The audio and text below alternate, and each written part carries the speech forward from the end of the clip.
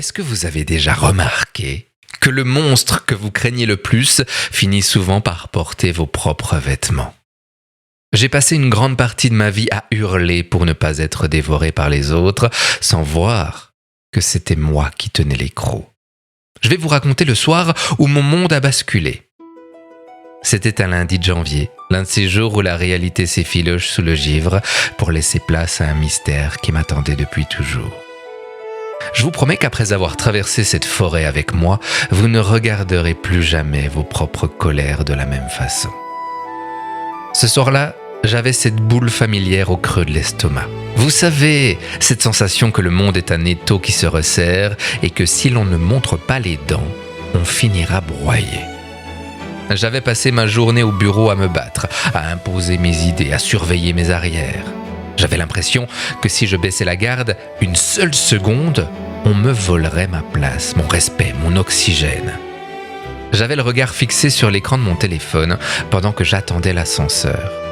Les titres défilaient, des guerres, des menaces, des visages d'hommes puissants qui régnaient par la foudre de l'intimidation. Je sentais la peur couler dans mes veines comme un poison froid. C'est là qu'Elias, le vieux concierge, est apparu. Il passait la serpillière avec ce geste lent, presque hypnotique, comme s'il caressait le sol plutôt que de le nettoyer. Je l'avais toujours trouvé un peu simple, toujours effacé, mais ce soir, son silence me pesait. « C'est fou, non ?» lui ai-je lancé en désignant mon écran d'un geste brusque. « Non mais regardez ces types, ces tyrans, ces Trump. Ils ne jurent que par la force. Ils font peur à tout le monde pour obtenir ce qu'ils veulent. Le monde devient dingue, Elias. Personne ne se respecte plus si on ne crie pas plus fort que le voisin. » Elias s'est arrêté. Il a posé ses mains calleuses sur le manche de son balai et m'a regardé avec une douceur qui m'a transpercé. « C'est vrai, mon garçon, » a-t-il dit d'une voix traînante, profonde comme un violoncelle. La peur est un langage puissant. Mais dis-moi, ce tyran que tu vois à la télévision, es-tu sûr qu'il n'a pas une petite chambre louée à l'intérieur de toi ? J'ai ri, un rire nerveux qui a ricoché contre les murs de marbre. Moi ? Non, moi je suis un type bien, Elias. Je suis bienveillant, je respecte les gens, je ne vais pas essayer de manipuler les autres en leur faisant peur. En es-tu bien sûr ? A-t-il insisté, ses yeux ne quittant pas les miens. Bah oui, certain. Tu sais, quand on écoute ces hommes-là, ils sont eux aussi persuadés d'être des gens formidables. Ils pensent protéger, ils pensent avoir raison. Mais regarde bien tes mains quand tu parles à tes employés. Regarde tes yeux quand ton fils n'obéit pas. Est-ce que tu cherches à être compris ou est-ce que tu cherches à être craint pour te sentir en sécurité ? Ces mots ont agi comme un miroir brutal. J'ai eu l'impression que la glace du dehors venait de se fissurer à l'intérieur de moi. Soudain, j'ai revu mon père. Je l'ai revu dans la cuisine, le visage soudain pourpre, criant pour un détail insignifiant. Une chaussure qui traîne, un mot de travers. Il n'était pas méchant, mon père. Il était juste terrifié de perdre le contrôle. Terrifié que le monde ne s'effondre s'il ne tenait pas les rênes avec violence. Et j'ai réalisé, avec une douleur fulgurante, que je reproduisais le même schéma. Au bureau, je ne demandais pas. J'exigeais par la menace voilée. À la maison, je ne discutais pas. J'utilisais mon impulsivité comme un bouclier. Mon discours interne lui-même était une dictature. Fais ceci ou tu vas échouer. Sois parfait ou tu seras rejeté. J'ai senti une larme, une seule, couler sur ma joue. J'ai vu toutes les fois où mon père avait régné par la peur parce qu'il n'avait pas d'autre solution, qu'il ne connaissait pas d'autre chemin. Son propre père était ainsi. Dans ce hall d'immeuble, je lui ai pardonné et ce pardon a ouvert une brèche en moi. Comment on fait, Elias ? Ai-je murmuré la voix brisée. Comment on se fait respecter sans cette armure de peur ? Il s'est approché de moi.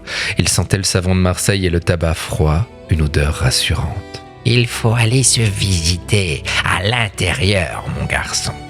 Quand on règne par la peur, c'est qu'on est dans une lutte de pouvoir. On essaye de voler l'énergie des autres parce qu'on ne sent plus la sienne. Trouve ta propre énergie et protège-la. Mais comment faire ?» ai-je demandé presque enfantin. En mettant des limites, a-t-il répondu avec un clin d'œil. Si je mets des limites, j'ai peur de me sentir enfermé. J'ai déjà l'impression d'être en cage dans cette vie. Elias a souri. Un sourire qui semblait contenir toute la sagesse de la terre. Une limite peut être poreuse et en expansion. Regarde la planète Terre. Son atmosphère nous protège contre les attaques des météorites et des rayons nocifs. Elle est solide, elle est là. Mais elle laisse passer la lumière bénéfique à la vie. Tu dois apprendre à filtrer, mon grand. Protège-toi de ce qui te prend trop d'énergie, mais laisse entrer les actes de lumière, l'amour, l'entraide. C'est une question de respect. Tu ne peux pas demander aux autres de respecter tes limites si toi-même tu ne les respectes pas. Je suis resté silencieux, l'image de l'atmosphère flottant dans mon esprit.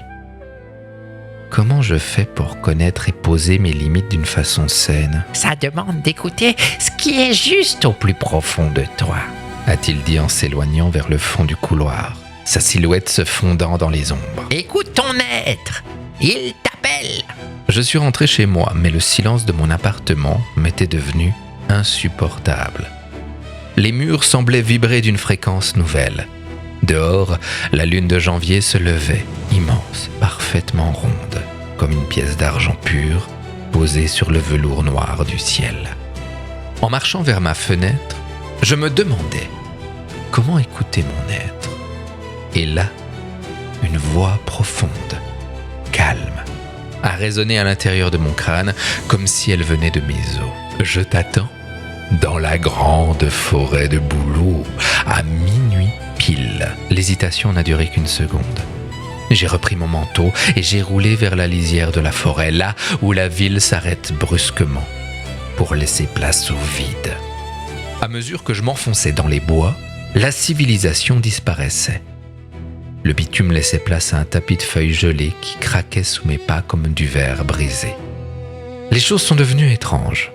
L'écorce blanche des bouleaux semblait luire dans le noir, comme s'ils étaient des colonnes de lumière figées. J'avais l'impression que les champignons à mes pieds se mettaient à danser au rythme de ma respiration. J'ai marché. J'ai senti le froid m'envelopper. J'ai écouté le battement de mon cœur devenir le battement de la forêt.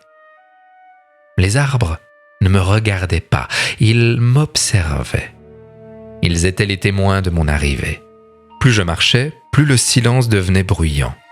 Ce n'était pas le vent, c'était des voix. Au début, ce n'était que des armures, puis les sons sont devenus nets, comme si les arbres eux-mêmes exhalaient mes souvenirs. « Tu n'es pas assez rapide !» a hurlé la voix de mon premier patron. « Si tu ne fais pas ce que je dis, il y aura des conséquences !» a grondé une autre voix, saturée d'une friture électrique comme un vieux disque rayé. « Regardez-le, il ne contrôle rien, il va s'effondrer !» ricanait ma propre voix à l'intérieur. Les échos rebondissaient sur l'écorce blanche des arbres. Je sentais la moutarde me monter au nez. Mon vieux réflexe a surgi. J'ai serré les poings.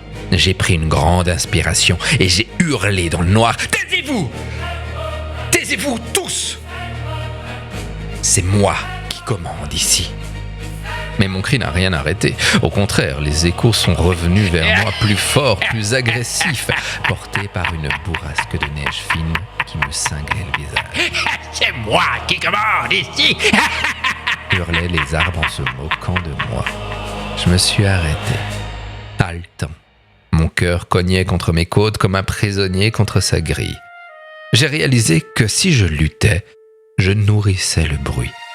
J'utilisais la force contre des fantômes et la force est un aimant pour la violence. Alors, j'ai fermé les yeux.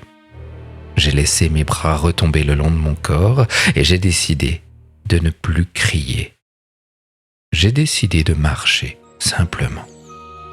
Je marchais à travers la voix de mon père et je sentais la brûlure de sa propre impuissance me frôler. Je marchais à travers les reproches de mes collègues et je sentais leur propre peur de l'échec. Je marchais à travers mes propres insultes et je sentais la tristesse infinie de l'enfant que j'étais, qui croyait que pour être aimé, il fallait être invulnérable. À chaque pas, je ne repoussais plus les sons, je les laissais me traverser comme si j'étais fait de brume. Est-ce que vous ressentez ça, vous aussi, ce besoin de hurler pour faire taire ce qui hurle en vous ? Que se passerait-il si là, maintenant, vous laissiez simplement le bruit passer à travers vos pores sans essayer de le retenir ? Le vent s'est calmé. Les voix se sont changées en une armure d'eau vive sous la glace. J'étais là, présent, sans bouclier, et la forêt m'a laissé passer. Soudain, une lueur a filtré entre les troncs. Un grand feu brûlait dans une clairière parfaite. Mais ces flammes n'étaient pas ordinaires. Elles étaient d'un bleu et d'un blanc aveuglant, crépitant sans fumée, s'élevant vers les étoiles comme des prières. Un homme, ou peut-être un mage, vêtu d'une robe de lin d'une blancheur surnaturelle, m'attendait, assis sur une souche de bouleau. « Je t'attendais », a-t-il dit sans lever les yeux. « Tu as traversé les échos sans sortir tes griffes. C'est un début. Mais sais-tu ce qu'il t'en coûte de maintenir cette armure que tu appelles ta personnalité ?» Je me suis approché, les pieds s'enfonçant dans la neige poudreuse. Je crois qu'elle me coûte tout. Et j'avouais, elle me coûte ma joie, mon sommeil et le regard de ceux que j'aime. Alors, pourquoi la gardes-tu ? Parce que j'ai peur de ce qu'il restera si je l'enlève. Ai-je répondu, la voix étranglée. Si je perds le contrôle, si je ne suis pas celui qui fait peur, alors je suis qui ? Je ne serai qu'un vide, une proie. Le mage s'est tourné vers moi. Ses yeux semblaient contenir tout le trajet des étoiles. Tu confonds la force et la puissance, mon ami. La force a besoin d'un ennemi, la puissance n'a besoin que de sa propre présence. Regarde ce feu bleu, il ne cherche pas à dévorer la forêt. Il est. Simplement, il est. Approche. Il a levé les yeux. Son regard était une galaxie à lui seul. Comment tu te sens face à l'inexplicable, face à ce feu qui ne brûle pas le bois, mais l'âme? Je me sens faible, vulnérable, je comprends rien. Je me sens tout petit et pour être honnête, c'est plutôt insupportable. Alors j'ai envie de tout expliquer, de tout contrôler pour reprendre ce pouvoir. Le mage s'est levé. Il semblait grandir à mesure qu'il s'approchait. Et si tu te laissais vraiment aller à cette vulnérabilité, si tu faisais confiance à cet inexplicable, si tu arrêtais d'être ton propre tyran, il se passerait quoi ? Mon monde entier pourrait s'écrouler. Ai-je murmuré, les yeux fixés sur les flammes bleues. Serait-ce si grave ? A-t-il demandé avec une douceur infinie. Es-tu pleinement heureux dans ton monde actuel, entouré de tes remparts de peur ? Je suis épuisé. Alors laisse-toi porter par le grand mystère de la vie. Mais ça fait peur, ai-je crié et ma voix a résonné dans toute la forêt. C'est normal, a-t-il répondu d'une voix qui a fait vibrer les arbres jusqu'à leurs racines. La peur est là pour te protéger d'un danger immédiat. Côtoyer le grand mystère demande d'y aller avec prudence et humilité. Son pouvoir est aussi puissant que ce feu. Si tu l'approches avec arrogance, tu te brûles les ailes. Mais si tu l'approches avec respect, il te transforme. Je me suis approché du feu. La chaleur était paradoxale, à la fois glaciale et brûlante. D'accord, je comprends. Il faut y aller avec respect. Exactement. Le respect que tu attends d'autrui commence par ton respect pour ce qui te dépasse. L'humilité est le maître mot, mon ami. Qu'as-tu envie de confier au feu pour qu'il le transmute ? J'ai pris une grande inspiration. L'air de la forêt était chargé d'une odeur de terre ancienne. J'ai envie qu'il transmute mon besoin d'être respecté par la peur. Je veux que le monde se sente en sécurité en ma présence. Je veux cesser de voler l'énergie des autres. Le mage a esquissé un sourire. Quelle belle idée! Alors offre cette blessure au feu et regarde ce qu'il en fait. Mais comment je fais? Ai-je demandé. Laisse parler ton instinct, pose tes mains là où ça fait mal. Et fais-toi confiance, tout est déjà là. J'ai fermé les yeux.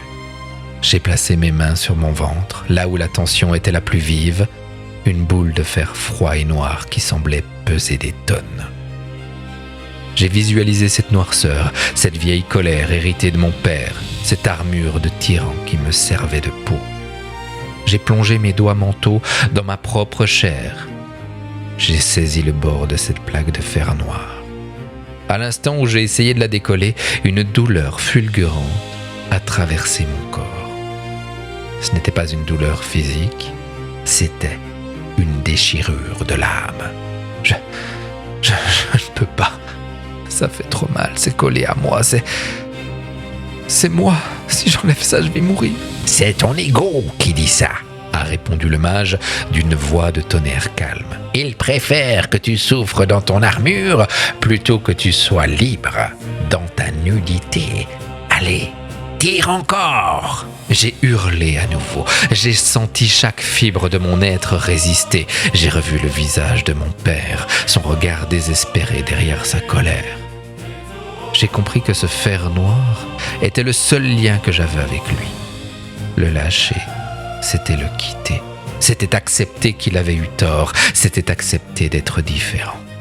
Pardon, papa, ai-je sangloté. Pardon. Mais je ne peux plus porter ça pour toi.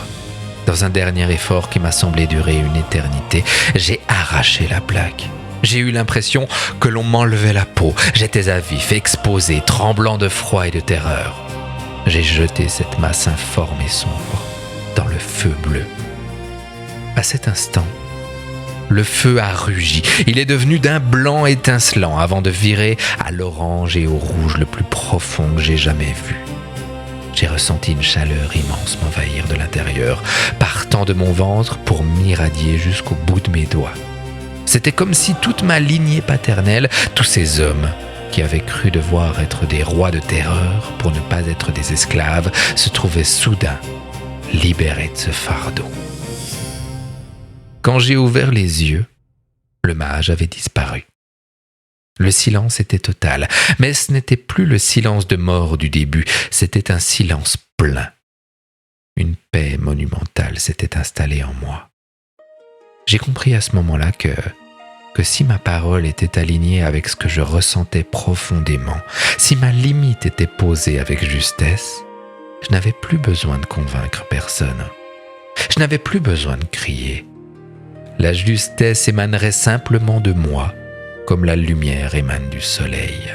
Le trajet du retour s'est fait dans une sorte de coton soyeux. Le soleil commençait à pointer à l'horizon, transformant le bleu tranchant de janvier en un rose tendre, presque vulnérable. La ville s'éveillait, mais elle ne me faisait plus peur. Je me suis arrêté un instant pour réfléchir. Et moi, dans ma vie de tous les jours, où est-ce que je laisse mon atmosphère se faire trouer ? Je me suis promis de surveiller ces moments où je laisse la peur des autres entrer en moi, et ces moments où ma propre peur sort pour agresser le monde. D'ailleurs, le test est venu quelques heures plus tard, au bureau. Un appel de mon patron, furieux pour un dossier. D'habitude, j'aurais répondu par une agression préventive, où je me serais écrasé en ruminant ma vengeance. Mais cette fois, je l'ai laissé parler. J'ai écouté ses cris comme j'avais écouté les échos de la forêt. Ils ne m'ont pas touché. Ils ont glissé sur mon atmosphère poreuse. Quand il a eu fini, j'ai attendu 2 secondes. Un silence plein. « Je comprends ton mécontentement », lui ai-je dit. Ma voix était basse, calme, mais elle vibrait d'une certitude absolue. Mais je ne travaillerai pas dans ces conditions de communication. Nous reprendrons cette discussion cet après-midi, quand nous pourrons parler de solutions plutôt que de coupables. Il y a eu un blanc à l'autre bout du fil, un blanc de surprise. « D'accord », a-t-il simplement répondu. Il n'avait pas reculé par peur, il avait reculé par respect devant une limite qui n'avait pas besoin de hargne pour exister. J'ai réalisé ce jour-là que la gratitude est le fruit de la sécurité. On ne peut pas être reconnaissant quand on se sent menacé. En posant mes limites avec amour et fermeté, j'avais créé un espace où la confiance pouvait enfin respirer. Aujourd'hui, quand je marche dans la rue, je repense à l'atmosphère de la Terre. Je visualise cette barrière poreuse qui me protège, mais laisse passer la lumière. Je ne cherche plus à voler l'énergie des autres, car je sais maintenant où se trouve la mienne. Elle brûle doucement au creux de mon ventre, un feu orange et rouge qui ne s'éteindra plus. Je suis reconnaissant pour ce lundi de janvier, reconnaissant pour Elias, pour le mage, et même pour ce tyran que j'étais, car il m'a appris, par contraste, ce qu'est la véritable puissance, celle qui n'a nul besoin de prouver quoi que ce soit. Je vous souhaite vous aussi de trouver la force de déposer votre armure pour laisser votre propre lumière filtrer à travers vos limites. S'évader de la pyramide de l'ego et de sa prison du contrôle n'est que le premier souffle d'un voyage bien plus vaste qui vous attend ici. Que vous choisissiez de suivre la trace du cerf pour découvrir la puissance de votre vulnérabilité, de voir le serpent se muer en fleurs pour guérir l'injustice, ou de vous envoler avec le Père Noël vers la magie de l'émerveillement, chaque récit est une clé que vous possédez déjà. Je vous laisse avec le silence de la forêt et la paix du feu bleu. Jusqu'à notre prochaine rencontre. À bientôt.